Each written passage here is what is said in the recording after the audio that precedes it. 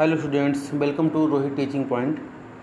देखिए, हम NCERT 11th math की शुरुआत कर रहे हैं और हमने इससे पहले इस क्लास की मैथ की 2 वीडियो अपलोड की हैं, जिसमें एक्सरसाइज नंबर 1.1 और 1.2 ये 2 एक्सरसाइज हमने कंप्लीट कराई हैं।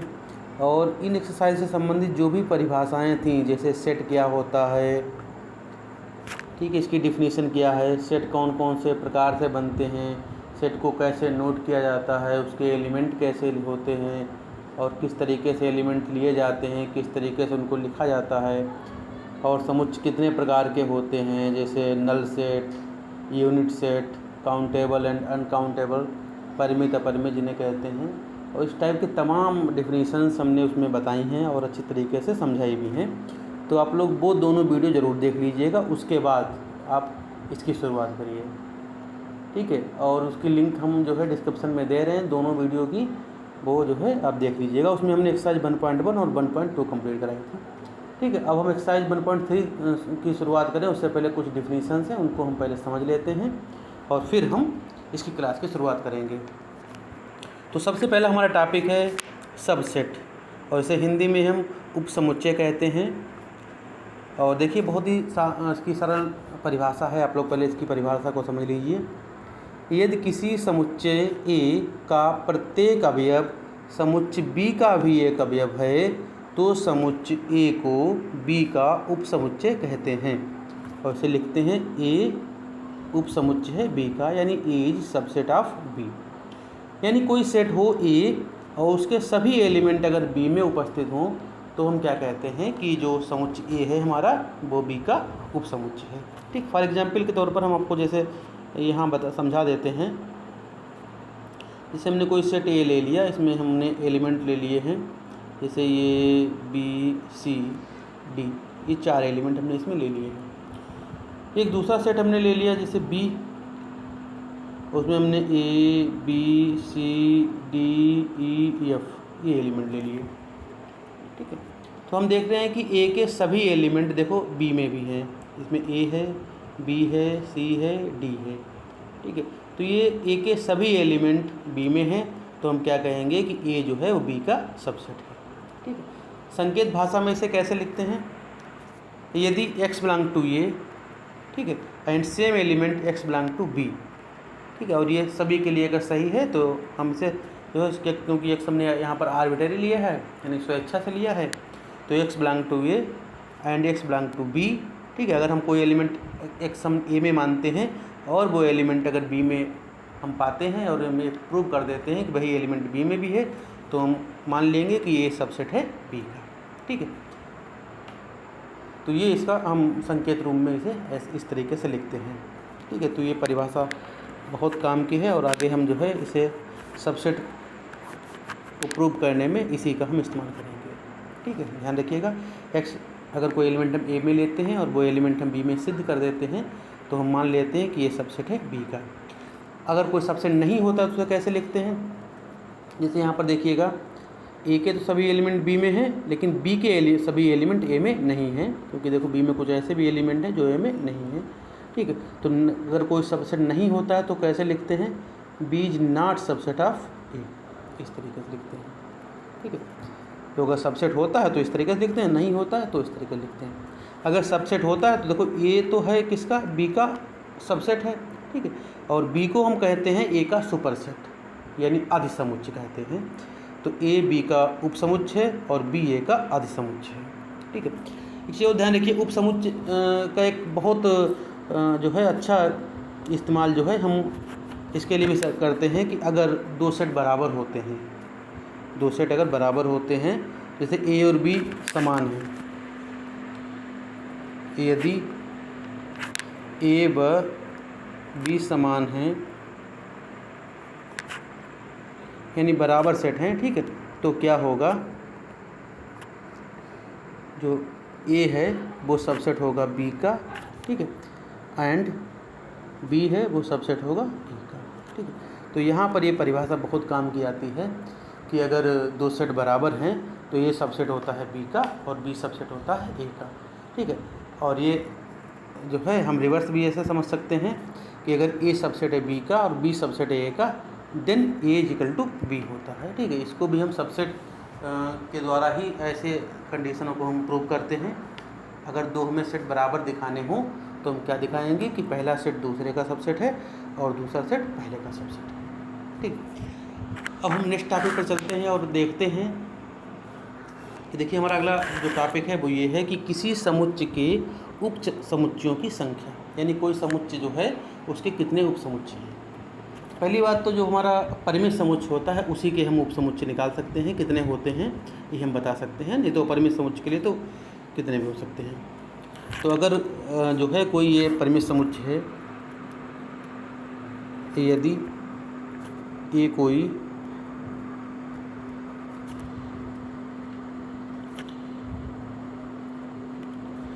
कोई परिमित समुच्चय है, परिमित समुच्चय यानी जो काउंटेबल सेट है, उसमें मान लो n एलिमेंट है, यानी नंबर ऑफ ए जो हैं वो कितने हैं, n है, यानी n में जो है ये इस सेट हमारा ए है उसमें n एलिमेंट है। तो अगर n एलिमेंट होते हैं तो कुल उप समुच्चय जो होते हैं सेट के,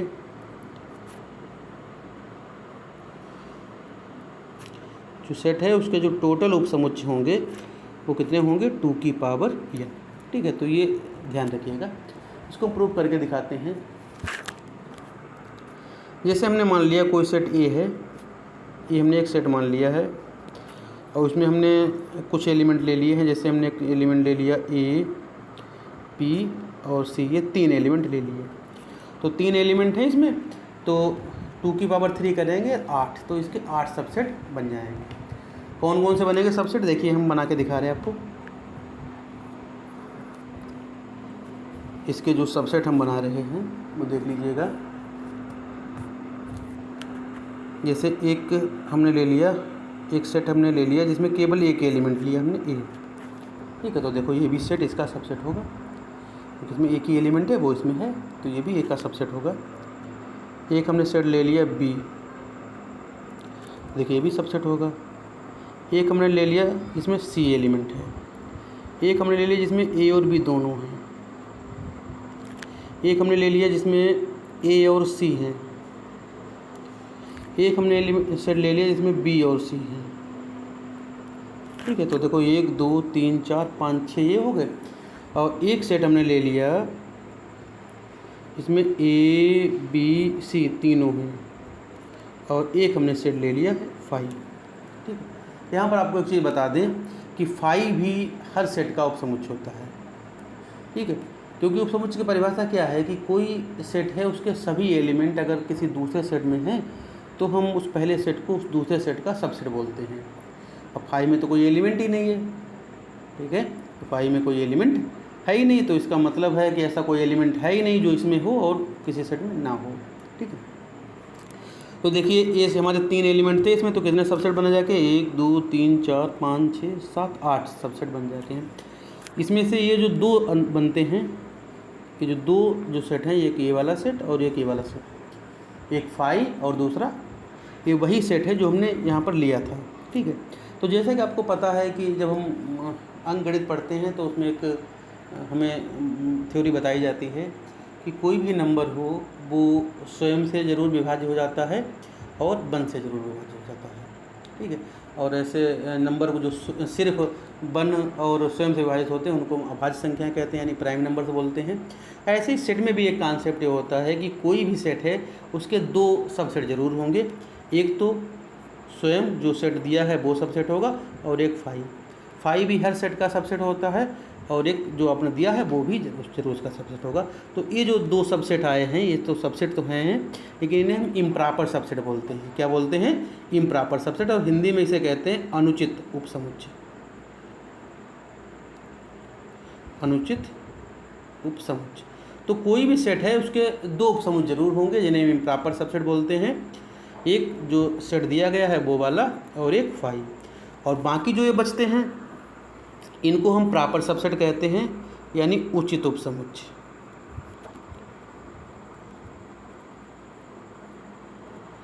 ठीक है, यानी और कोई भी सेट है उसके जो है 2 इम्प्रॉपर ज़रूर होते हैं, उसके अलावा बाकी जो होते हैं उन्हें हम प्रॉपर सबसेट बोलते हैं।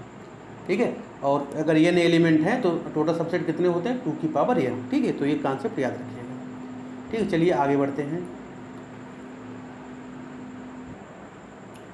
तो देखिए अगला हमारा टॉपिक है घात समुच्चय, जिसे हम पावर सेट कहते हैं। उसकी पहले परिभाषा जान लेते हैं। किसी समुच्चय के सभी उप समुच्चयों से बना समुच्चय उस समुच्चय का घात समुच्चय कहलाता है। और इसे हम कैसे लिखते हैं, PA। अगर कोई ये समुच्चय है तो उसका जो पावर सेट बनेगा वो क्या बनेगा, PA। तो यानी जो PA यानी पावर सेट होता है तो उसमें जो एलिमेंट लिए जाते हैं वो समुच्चय A के सभी उप समुच्चय होते हैं। ठीक है, जैसे अगर हम अभी हमने एक जो सेट लिया था, जैसे A सेट लिया था, तो उसमें हमने देखा 3 एलिमेंट हमने लिए थे A B C। अब हम एक ऐसा सेट बनाते हैं जिसमें क्या हो, जिसमें A के सभी उप समुच्चय हों, तो उस सेट को हम क्या कहते हैं, पावर A का पावर सेट कहेंगे, उसे लिखेंगे PA। ठीक है, तो किसी समुच्चय के सभी उप समुच्चयों से जो समुच्चय बनता है उसको हम उस समुच्चय का घात समुच्चय कहते हैं। तो ये अगर कोई समुच्चय है तो उसका घात समुच्चय PA होगा। और इसको हम कैसे लिखेंगे, इसमें जो एलिमेंट होंगे वो क्या होंगे, इसके उप समुच्चय होंगे। ठीक है, अब देखिए 3 एलिमेंट है तो 8 उप समुच्चय इसके बनेंगे। जैसे A एक ले लिया हमने, सिंगल सिंगल करके पहले सभी एलिमेंट ले लो, फिर जो है 2-2 करके ले लो, AB BC और AC। ठीक है, उसके बाद 1 2 3 4 5 6 हो गए। 2 इम्प्रॉपर जो हैं वो भी ले लो, एक जो इस सेट के बराबर होगा और लास्ट में 5। तो देखिए पावर सेट में कितने एलिमेंट आ गए, 8 एलिमेंट इसमें आ गए। 3 एलिमेंट थे इसमें सेट A में, तो इसके जो पावर सेट बनेगा 8 एलिमेंट होंगे। पावर सेट का मतलब है इसके जो उपसमुच्चय उन सबको हम समुच्चय के रूप में लिख लेंगे। ठीक है, तो ये पावर सेट आ जाता है। यहाँ पर कुछ चीज़ें आपको ध्यान रखनी होंगी कि जो पावर सेट होता है उसमें A के सभी उपसमुच्चय होते हैं। जब सभी होते हैं तो ये जो 2 इम्प्रॉपर हैं A भी होंगे। ठीक है, अब जो इम्प्रॉपर होंगे तो उसमें एक सेट वो भी आ जाएगा जो सेट दिया गया था। ठीक है, तो ये सेट भी इसमें मौजूद होगा। ठीक है, तो इसका मतलब है कि ये जो सेट है ये क्या है, इसमें मौजूद होता है। और चीज़ ध्यान रखिएगा, जो कोई भी सेट होता है वो अपने पावर सेट का सबसेट ज़रूर होता है।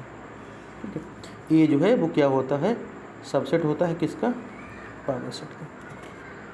ठीक है, तो ये भी एक चीज़ ध्यान रखिएगा। ठीक है, और आप जानते हैं 5 तो हर सेट का सबसेट होता है। तो घात समुच्चय है आप समझ चुके होंगे। ठीक है, अब अगले टॉपिक पे चलते हैं। तो ये हमारा अगला टॉपिक है जो अंतराल से संबंधित है। इसे हम इंटरवल्स बोलते हैं। और इंटरवल्स जो है 2 प्रकार के होते हैं, एक तो होता है ओपन इंटरवल और एक होता है क्लोज इंटरवल। ठीक है, एक होता है ओपन और एक होता है क्लोज। ठीक है, इसे हम खुला अंतराल कहते हैं और इसे हम हिंदी में बंद अंतराल कहते हैं। तो ओपन जो है इंटरवल उसका ये साइन होता है इस तरीके से, और जो क्लोज इंटरवल होता है उसके बड़ा ब्रैकेट लगाते हैं इसे। ठीक है, और इनको हम डिफाइंड कैसे करते हैं भी ध्यान रखिएगा, पहले हम बता देते समझा देते हैं आपको। देखिए, जब हमें कोई सेट ऐसा लेना होता है जिसे हम रोस्टर फॉर्म में नहीं लिख सकते हैं, जो टेबल मेथड है उसमें नहीं लिख सकते हैं, क्योंकि बहुत सारे एलिमेंट जो है बीच में आ जाते हैं, और सारे एलिमेंट को अगर नहीं लिखा जाता है तो उसको हम अंतराल के माध्यम से लिख सकते हैं। ठीक है, अब देखो अंतराल बनते कैसे हैं। तो अंतराल में कुछ लिमिटेशन होते हैं कि हमें कहाँ से कहाँ तक के एलिमेंट लेने हैं। जैसे अगर हम आपसे कहें, देखिएगा यहाँ समझिएगा, जैसे अगर आपसे हम कहें कि आप हमें 4 और 10 के बीच के नंबर बताइए जो प्राकृतिक संख्याएं हैं। तो हमें जैसे हम आपसे कहें कि x जो है वो एक नेचुरल नंबर है और कंडीशन ये है कि जो x है वो 4 से बड़ा है और 10 से छोटा है। तो हम देखो 4 तो ले नहीं सकते और ना ही 10 ले सकते हैं, तो इनके बीच के जो नेचुरल नंबर है वो लिए जाएंगे ना। तो कौन कौन से हो जाएंगे, 5 6 7 8 9 ये नंबर हो जाएंगे। ठीक है, तो जब हम लिमिट पॉइंट नहीं लेते हैं, लिमिट पॉइंट दोनों लिमिट पॉइंट छोड़ देते हैं, तो ये भी नहीं लेना है और ये भी नहीं लेना है, इसके बीच के नंबर लेने हैं। तो जब हम लिमिट पॉइंट नहीं लेते हैं ना, तो इनसे जैसे पहले नंबर से हमें बड़े नंबर लेने, दूसरे से छोटे लेने हैं, तो दोनों तरफ हम ये ओपन इंटरवल लगाते हैं। हाँ, तो इसको हम ऐसे कह सकते हैं कि x बिलोंग टू n, और जो x जो हमारा मौजूद है वो किस में है, 4 से 10 तक के ये नंबरों में है। तो यानी 4 से 10 के बीच के नंबर हैं। तो जब लिमिट पॉइंट नहीं ले जाते हैं, उनके बीच के नंबर में चाहिए होते हैं, तब हम वहाँ पर ओपन इंटरवल का इस्तेमाल करते हैं। ठीक है। और अगर हम ये कह दें कि x बिलोंग टू n और x जो है वो 4 के बराबर भी हो सकता है या उससे छोटा है, यानी 4 लेस देन और equal to x less than और इक्वल टू 4 एंड नहीं सॉरी x ग्रेटर देन और equal to 4 and less than और इक्वल टू 10। ठीक है। तो इसका मतलब हम 4 भी लेंगे और 10 भी लेंगे और उनके बीच के भी नंबर लेंगे। तो कौन कौन से नंबर आ जाएंगे, 4, 5, 6, 7, 8, 9 और 10, ये सभी नंबर आ जाएंगे। तो इसमें देखिए दोनों लिमिट पॉइंट हमने ले लिए हैं। तो जहाँ पर इक्वल टू का साइन होता है तो वहाँ पर हम क्लोज इंटरवल लगाते हैं, यानी ऐसे लिखेंगे x belong to n and जो है x ऐसे है, इसमें 4 से 10 में, और ये क्लोज इंटरवल लगेगा। तो क्लोज इंटरवल का मतलब है कि हम लिमिट पॉइंट ले सकते हैं, जो लिमिट पॉइंट हैं वो लेंगे और उनके जो बीच के नंबर हैं वो भी सभी लेंगे। ठीक है। तो वहाँ पर ये ओपन इंटरवल लगता है। ठीक। जैसे और कुछ एग्जाम्पल इनके बता देते हैं। जैसे आपसे हम कहें कि कोई सेट है x such that x belong to r। अब देखिए सभी रियल नंबर नहीं लिखे जा सकते हैं कहीं पर भी, और हमने एक कंडीशन दे दी कि जो x है वो 2 से बड़ा है और 5 से छोटा है। ठीक है। तो 2 और 5 के बीच के सभी रियल नंबर नहीं लिखे जा सकते हैं, तो उसके हम इंटरवल में लिखेंगे। ठीक है। तो इसको हम इस तरीके से लिख सकते हैं कि x बिलोंग टू, देखिए 2 नहीं ले सकते हैं ना 5 ले सकते हैं, 2 और 5 के बीच के नंबर लेने हैं ना, तो 2 और 5 हम 2,5 लिख के और ओपन इंटरवल लगा देते हैं। इसका मतलब है 2 और 5 हम नहीं ले सकते। ठीक है। अगर ऐसा हो, रियल नंबर हो और हम जो हमारा x हो वो 2 के बराबर हो या 2 से बड़ा हो, और 5 के बराबर हो या 5 से छोटा हो, तो कह रहे हैं कि हम x जो है 2 के बराबर भी हो तब भी ले सकते हैं, 5 के बराबर हो तब भी ले सकते हैं, और उनके बीच के भी नंबर आ जाएंगे ना। तो यहाँ पर हम क्या करेंगे, इसको इस तरीके से लिख लेंगे 2,5, और ये इक्वल टू लगा है ना, तो यहाँ पर हम क्लोज ब्रैकेट लगाएंगे, यानी क्लोज इंटरवल हो जाएगा यहाँ पर। ठीक है। बड़ा ब्रैकेट लगाएंगे। और कभी कभी ये भी सिचुएशन आ जाती है कि एक तरफ से खुला होता है और एक तरफ से बंद होता है ना। जैसे देखो, अगर हम ऐसे कह दें कि x जो है 2 के बराबर तो है और 2 से बड़ा है, ठीक है, लेकिन 5 से छोटा है, तो ऐसी कंडीशन में जो यहाँ पर इक्वल टू लगा है वहाँ पर हम ये बड़ा ब्रैकेट लगाएंगे, और जहाँ ये 5 से छोटे रखना है, ठीक है, तो ये ओपन लगाएंगे। ठीक। अगर ऐसा हो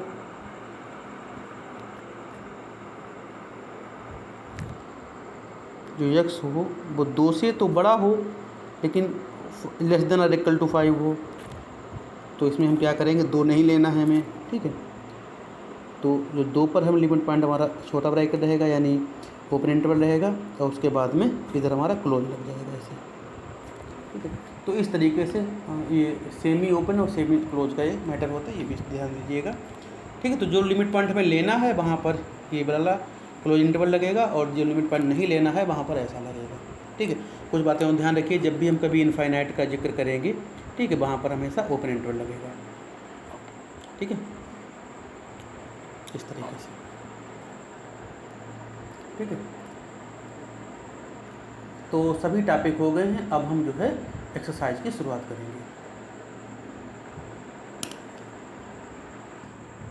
तो देखिएगा, अब हम एक्सरसाइज 1.3 कंप्लीट कर रहे हैं, और जो हमारा पहला क्वेश्चन है उसमें क्या कह रहे हैं कि रिक्त स्थानों में प्रतीक की उपसमुच्चय या उपसमुच्चय नहीं है को भरकर सही कथन बनाइए।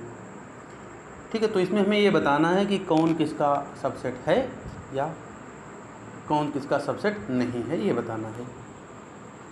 तो देखिए दिया है, पहला सेट हमारा 2, 3, 4, और इसमें कितने हैं 1, 2, 3, 4, 5। तो देखिए इस सेट के सभी एलिमेंट 2 3 4 है तो 2 3 4 इसमें भी है ना, तो ये सेट जो है इसका सबसेट होगा, तो ये सबसेट का चिन्ह लग जाएगा इसमें, ठीक है, सबसेट है। दूसरा देखिए इसमें क्या है ABC, और उसमें कितना है BCD, तो देखिए V और C तो है लेकिन A नहीं है ना, तो ये जो है सबसेट नहीं है, पहला सेट है इसका सबसेट नहीं है ना। तो तीसरा वाला देखिए क्या कह रहे हैं, x आपके विद्यालय की कक्षा 11 का एक विद्यार्थी है, यानी ये जो सेट है इसमें क्या है आपके कक्षा 11 के विद्यार्थी हैं। अच्छा दूसरा सेट क्या है x आपके विद्यालय का एक विद्यार्थी है, तो इसमें आपके विद्यालय के सभी विद्यार्थी हैं ना, जब सभी विद्यार्थी हैं और इसमें क्या है आपके विद्यालय केवल कक्षा 11 के विद्यार्थी हैं, और इसमें क्या है आपके विद्यालय के सभी विद्यार्थी हैं ना, तो सभी विद्यार्थी हैं तो कक्षा 11 वाले भी सभी विद्यार्थी आ जाएंगे, तो ये सबसेट है, ठीक है। चलिए आगे देखते हैं, अगला देखिएगा चौथा क्वेश्चन है, क्या कह रहे हैं कि x किसी समतल में स्थित एक वृत्त है ना, तो इसमें इसका मतलब है कि इसमें समतल में स्थित एक वृत्त है ना, तो ये समतल में जो भी वृत्त हैं वो सारे वृत्त आ जाएंगे। इसमें कह रहे हैं कि x एक समान समतल में वृत्त हैं जिसकी त्रिज्या 1 इकाई है, तो इसमें वो सभी वृत्त हैं जिनकी त्रिज्या 1 इकाई है, और इसमें सभी वृत्त हैं। जब सभी वृत्त हैं तो ये वाला जो सेट है, तो भाई जब इसमें सभी वृत्त हैं तो 1 सेंटीमीटर इकाई 1 इकाई त्रिज्या वाले, 2 इकाई त्रिज्या वाले, यानी सभी प्रकार के इसमें वृत्त हैं।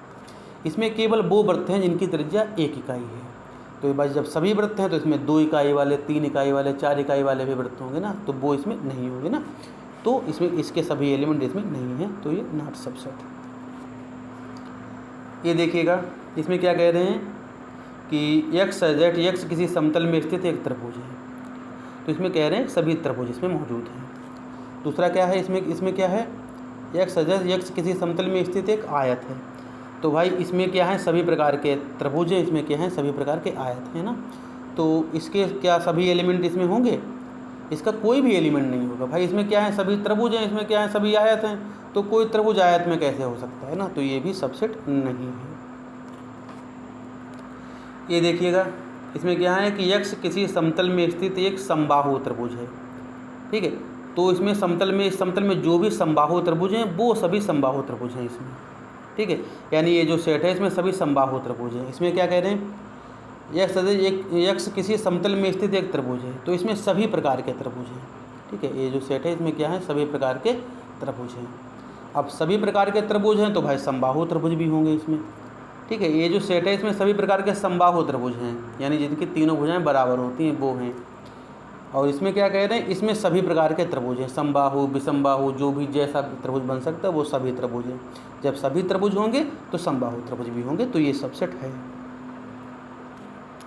ये देखिएगा सातवां, इसमें क्या कह रहे हैं x एक समप्राकृतिक संख्या है, इसमें जो है इवन नेचुरल नंबर है, समप्राकृतिक संख्या 2 4 6 8 10 12 ऐसे हैं, और इसमें कह रहे हैं x एक पूर्णांक है, ठीक है, तो इसमें सभी पूर्णांक हैं। पूर्णांक मतलब प्लस वाले सारे नंबर हैं, माइनस वाले सारे नंबर हैं, और जीरो भी है। जब प्लस वाले भाई सारे नंबर होंगे तो यानी सभी प्राकृतिक संख्याएँ आ जाएंगी। अब सभी प्राकृतिक संख्याएँ आ जाएंगी, उसमें सम भी होंगी विषम भी होंगी, ठीक है, और इसमें कह रहे हैं केवल सम प्राकृतिक संख्या हैं। जब इसमें सम है तो इसमें तो सम हैं विषम हैं, और केवल प्लस वाली नहीं माइनस वाले भी हैं और जीरो भी ना, तो इसके सभी एलिमेंट इसमें हैं, तो ये भी एक सबसेट होगा, ठीक। आगे क्वेश्चन नंबर 2 देख लीजिए। तो इसमें देखिए केवल ये भरना था तो ये भर लीजिएगा अपने आप ही, बाकी जहाँ पर जो लगाने वाला होगा वो हम आपको लगा के बताएंगे। तो क्वेश्चन नंबर 2 देख लीजिए। 2 में कह रहे हैं कि जांच कीजिए कि निम्नलिखित कथन सत्य हैं अथवा असत्य हैं। तो पहला देखिए इसमें a और b 2 एलिमेंट हैं, इसमें v है, c है और a है। तो भाई देखो ये तो दोनों एलिमेंट इसमें हैं, तो ये तो इसका सबसेट होना चाहिए। जब कह रहे हैं कि सबसेट नहीं है तो इनकी ये बात गलत है, यानी ये असत्य है, ठीक है। असत्य लिखना चाहें असत्य, नहीं तो ये गलत है, असत्य है, ठीक। आगे देखिए इसमें देखिए 2 एलिमेंट हैं a और e, और इसमें कह रहे हैं कि x सच दैट, और कैसे एलिमेंट है x अंग्रेजी वर्णमाला का एक स्वर है ना, तो ऐसे सभी स्वर इसमें हैं। x सच दैट यानी इस प्रकार से हैं एलिमेंट, और कैसे हैं इसमें सभी स्वर हैं। जब भाई सभी स्वर हैं, सभी वोवेल्स हैं इसमें, तो ए और ई भी आएगा। तो ए और ई यहाँ है और इसमें ए ई आई ओ यू ये 5 होंगे ना, तो भाई जाहिर सी बात है ये भी इसमें होंगे। ठीक, तो ये भी होंगे, तो सबसेट है और सबसेट ही दिया गया है, तो ये सत्य है।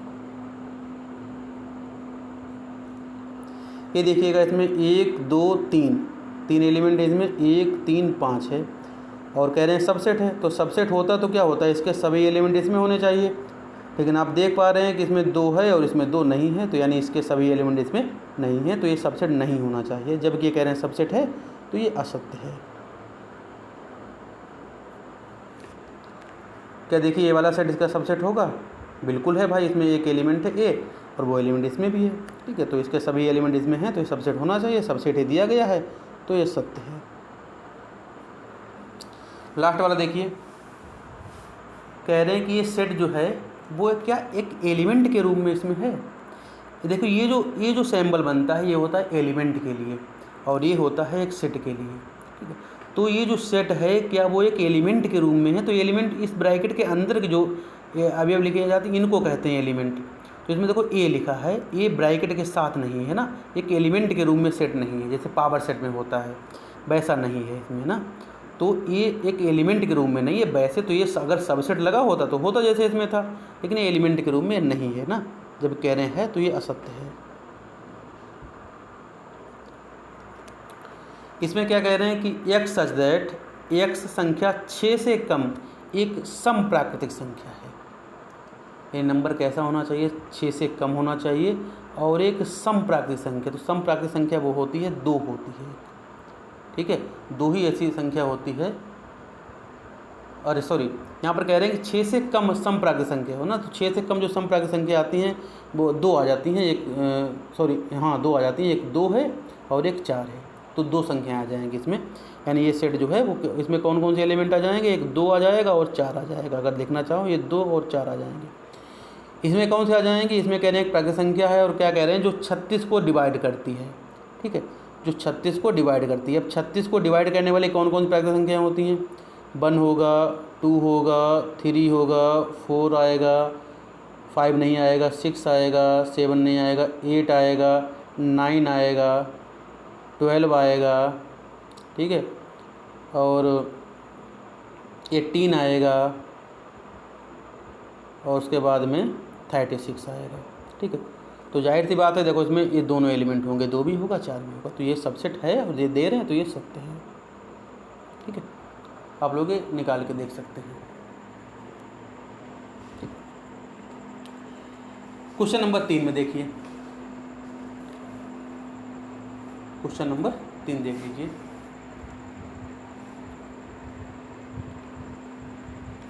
तो 3 में क्या कह रहे हैं? एक सेट दिया गया है, इस सेट में जो है एक एलिमेंट है एक सेट है ए। इसमें कौन कौन से एलिमेंट है? 1 है, 2 है और 3 और 4 एक सेट के रूप में इसमें है और 5 है। ठीक, तो 1 2 3 4 एलिमेंट बोले जाएंगे। एक ही एलिमेंट है, एक सेट के रूप में है ये एलिमेंट। ठीक है, हाँ ध्यान रखिएगा, एक एलिमेंट के रूप में आया है ये वाला सेट। अब कह रहे हैं कि इनमें कौन सा कथन सही नहीं है। ध्यान रखिए इसमें क्या कह रहे हैं, कौन सा कथन सही नहीं है। ठीक है, ये क्वेश्चन हम लगा के आपको दिखाते हैं। तो देखिएगा ये हमारा क्वेश्चन नंबर 3 है, उसमें एक सेट दिया गया है, उसमें एलिमेंट कौन कौन से हैं? 1 2 और एक पेयर है ये 3 और 4 सेट, ये इससे बना हुआ सेट है एक, और 5 है। तो पहला जो हमारा है उसमें एक सेट दिया गया है, उसमें कह रहे हैं 3 और 4 ये सेट है। ठीक है, तो क्या ये सेट सबसेट है एक का? तो देखिए इसमें 3 और 4 एलिमेंट है, क्या इसमें 3 और 4 एलिमेंट है? तो देखिए 3 और 4 का पूरा सेट तो मौजूद है, लेकिन वो एक एलिमेंट के रूप में है। ठीक है, 3 और 4 अलग अलग एलिमेंट नहीं है इसमें, जैसे कि इस सेट में है 3 अलग है 4 अलग है, ये 2 एलिमेंट बोले जाएंगे। ठीक है, इसमें देखो 1 एलिमेंट है, 2 एलिमेंट है, 5 एलिमेंट है और एक सेट जो है वो भी एक एलिमेंट के रूप में है। तो ये सेट एलिमेंट के रूप में है। ठीक है, तो इसका सबसेट नहीं कहा जाएगा ना। ठीक है, तो ये जो है 3,4, तो 3,4 जो है वो क्या है? इसका सबसेट नहीं है ना। तो इसमें ये सबसेट इसका नहीं है। ठीक है, तो ये सत्य नहीं है। ठीक है, तो ये सही भाई नहीं है, इसमें ये सबसेट नहीं है। एक एलिमेंट अगर होता तो वो आ जाता, तो ये सही नहीं है। ठीक है, और हमसे यही पूछा गया कौन सा सही नहीं है ना, तो ये सही नहीं है यानी असत्य है। ठीक है, सही नहीं है। ठीक है, ये नहीं है। अच्छा, दूसरा देखिए, दूसरा क्या कह रहे हैं,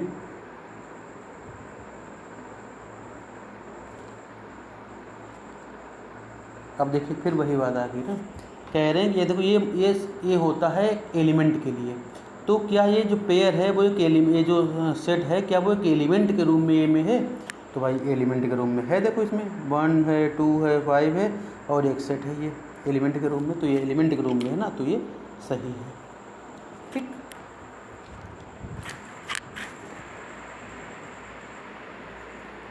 तीसरा देखिए, तीसरे में कह रहे हैं एक सेट हम बना रहे हैं, इसमें एक हम ये इस सेट का एक पेयर ले लिया हमने। अब कह रहे हैं कि क्या ये सबसेट है ये का? तो देखिए ये हमारा सेट का सैम्बल है और उसमें एक एलिमेंट लिया है जो एक सेट का एलिमेंट, जैसे पावर सेट में होते हैं ना।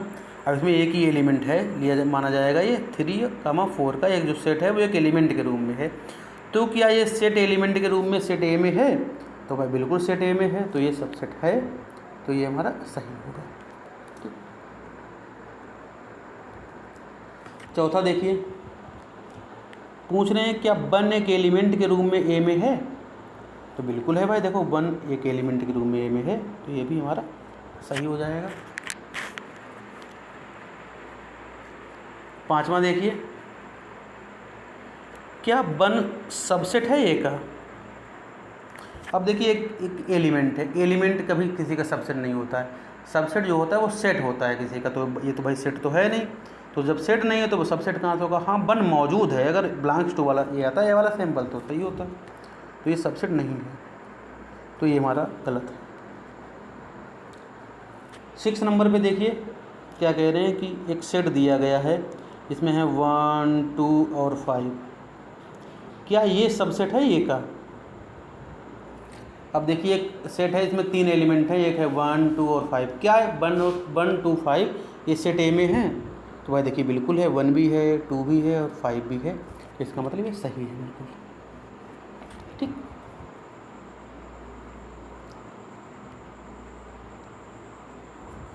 अब आ जाइए क्वेश्चन नंबर 5 हो गया, 6 हो गया। अब आ जाइए 7 पर। 7 में कह रहे हैं कि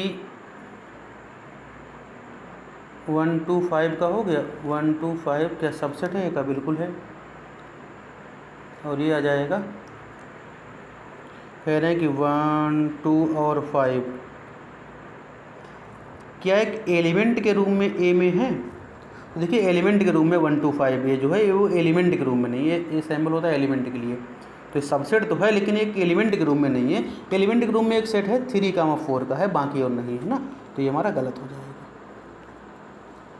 ठीक है, अब आ जाइए नंबर 8 पे। तो कह रहे हैं कि क्या 1, 2 और 3 क्या यह सबसेट है ए का? तो देखिए अगर तीनों एलिमेंट अगर होंगे इसमें तो सबसेट होगा।